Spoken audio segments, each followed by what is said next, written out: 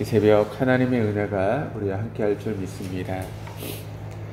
사람은 누구나 다 자신만의 어떤 정의를 다 가지고 있습니다. 그리고 자신이 가지고 있는 그 정의를 가지고 타인을 판단하기도 하고 또 정죄하기도 하며 자신을 그 안에 가두어 놓기도 합니다. 정의라고 하는 단어를 우리가 보게 되면 정의라고 하는 것은 정할 정자에 옳을 자를 사용하는데 이는 어떤 말이나 사물의 뜻을 명백히 밝혀 규정한다라고 하는 그런 의미를 가지고 있습니다. 그런데 이 정의의 주체가 사람일 때 언제나 문제가 생깁니다.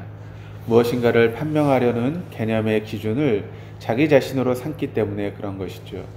자신을 기준으로 하여 모든 대상을 판단하고 판정을 내리는 것은 인간의 죄된 습성 가운데 하나입니다. 자신을 기준으로 삼는 정의는 자신을 의로운 자리에 앉히고 다른 사람을 판단하게 만들기 때문에 그러합니다. 로마서 2장 1절에서 판단한 사람에게 하나님께서 이렇게 말씀하십니다. 그러므로 남을 판단하는 사람아, 누구를 막론하고 내가 핑계하지 못할 것은 남을 판단하는 것으로 내가 너를 정죄함이니 판단하는 내가 같은 일을 행함이니라. 그러니까 사람은 자기 자신에 관하여는 매우 관대합니다. 그러나 타인의 잘못에 대해서는 인색합니다. 어쩌면 관대함을 바라기보다도 잔인할 정도로 악한 것이 사람들의 모습입니다. 욥은 죽기 직전에 고난 가운데 있습니다. 그는 자신이 차라리 낫지 않았더라면 좋았을 뻔하였다라고 고백할 정도로 심적으로 또 육적으로도 굉장히 고통 가운데 놓여 있습니다. 자신의 생애를 비통해하며 너무나도 괴로운 마음을 칠흑 같은 어둠에 힘없이 주저앉아 하소연하고 있는 것이죠.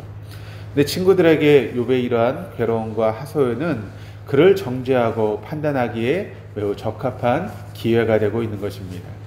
욥은 친구들이 그러하였고 자신의 정의를 주체로 삼는 모든 이들이 그러합니다. 그런 면에서 보면 사람은 참으로 잔인한 그런 존재라고 하는 것을 우리가 보게 되는 것이죠. 욥기서는 4장에서 27장까지 욥과 그의 친구들 사이에서 3번에 걸친 대화를 주기적으로 기록하고 있는데 22장에서 27장까지는 마지막 대화의 주기를 기록하고 있습니다. 22장은 욥의 세 친구 중 대표라고 할 수 있는 엘리바스의 마지막 발언을 기록합니다. 엘리바스의 첫 번째 발언은 욥을 점잖은 어조로 타이르며 그를 회개하도록 권면하나 욥이 이를 받아들이지 않자 15장의 두 번째 발언에서는 매우 강한 어조로 욥을 저주합니다. 15장 34절 35절 말씀에 이렇게 기록을 합니다. 경건하지 못한 무리는 자식을 낳지 못할 것이며 뇌물을 받는 자의 장막은 불탈 것이라. 그들은 재난을 잉태하고 죄악을 낳으며 그들의 뱃속에 속임을 준비하느니라. 엘리바스의 첫 번째와 두 번째 발언에 이어 세 번째 발언 역시 하나님의 심판은 바로 욥의 죄악에서 비롯된 결과라는 근본적인 논점이 변함이 없습니다. 오늘 본문 4절 5절 말씀이 이렇게 기록을 합니다. 하나님이 너를 책망하시며 너를 신문하심이 너의 경건한 때문이냐. 내 죄악이 크지 아니하냐. 내 죄악이 끝이 없느니라.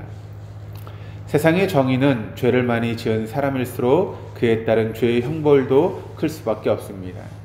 엘리바스는 자신의 의로움에 하나님의 의를 대입합니다.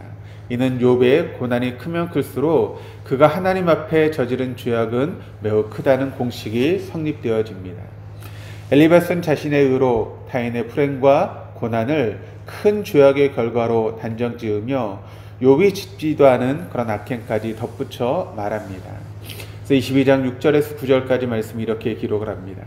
까닭 없이 형제를 볼모로 잡으며 헐벗은 자의 의복을 벗기며 목마른 자에게 물을 마시게 하지 아니하며 줄인 자에게 음식을 주지 아니하였구나. 권세 있는 자는 토지를 얻고 존귀한 자는 거기에서 사는구나. 너는 과부를 빈손으로 돌려보내며 고아의 팔을 꺾는구나.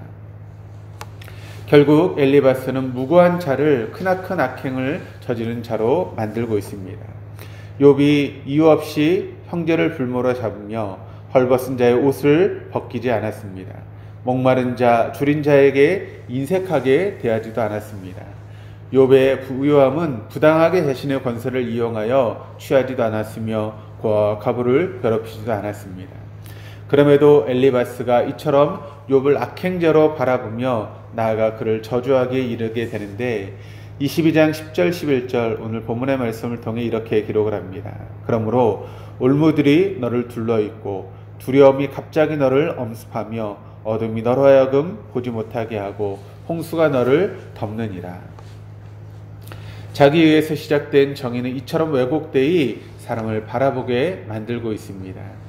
자신이 만든 공식을 성립하기 위해서는 욥의 고난이 그만큼 큰 죄악으로 비례해야만 하는 것이죠.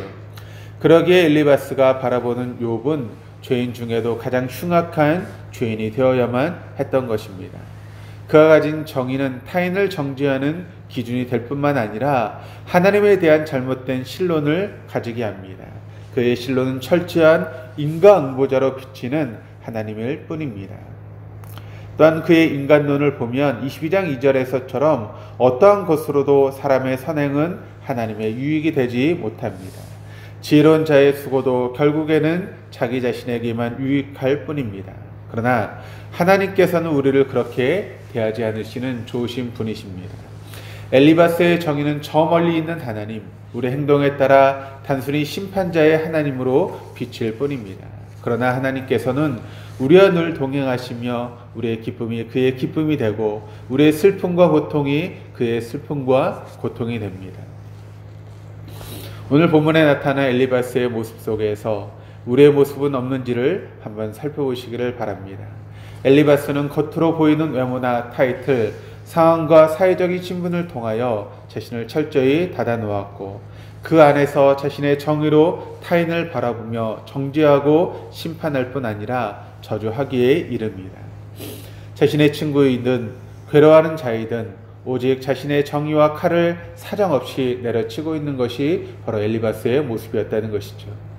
이처럼 자신의 정의 앞에 자신을 철저히 가둘 뿐 아니라 그 기준에 타인을 괴롭히는 삶을 살아갔던 것이 바로 엘리바스의 모습이었다는 것입니다. 그렇다면 우리는 어떠합니까?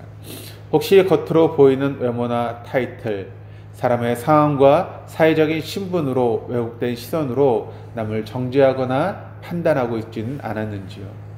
위로할 일을 가슴 아프게 하고 힘들고 지쳐있는 이들에게 짐을 더하여 주고 있지는 않았습니까? 주님은 지쳐있는 욥에게 이렇게 위로하셨을 것입니다.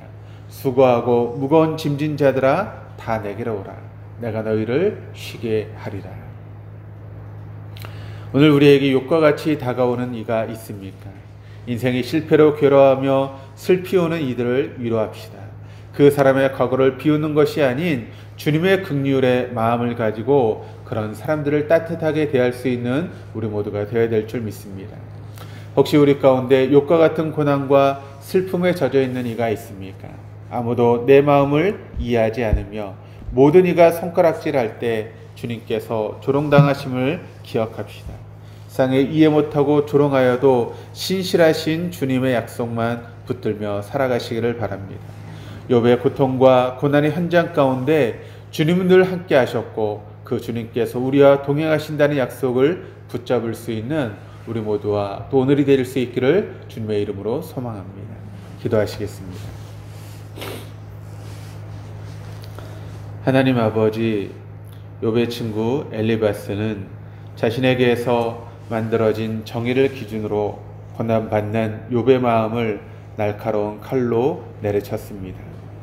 우리 역시 이처럼 자신의 정의의 칼로 누군가를 잔인하게 내려치지는 않았는지요. 겉으로 보이는 외모와 타이틀, 그 사람의 상황과 사회적인 신분으로 왜곡된 시선으로 남을 정죄하거나 판단하지는 않았는지요. 주님, 누군가의 고통과 고난을 나의 정의로 판단하며 정죄하지 않기를 소망합니다. 가슴 아파하는 이들에게 위로자가 되게 하여 주옵소서. 주님께서 우리에게 사랑으로 우리를 위로하셨듯 괴로워하는 이들에게 참된 복음을 전하는 우리 모두가 되어줄 수 있도록 인도하여 주옵소서. 모든 이의 위로자가 되시는 예수 그리스도 이름으로 기도드립니다. 아멘.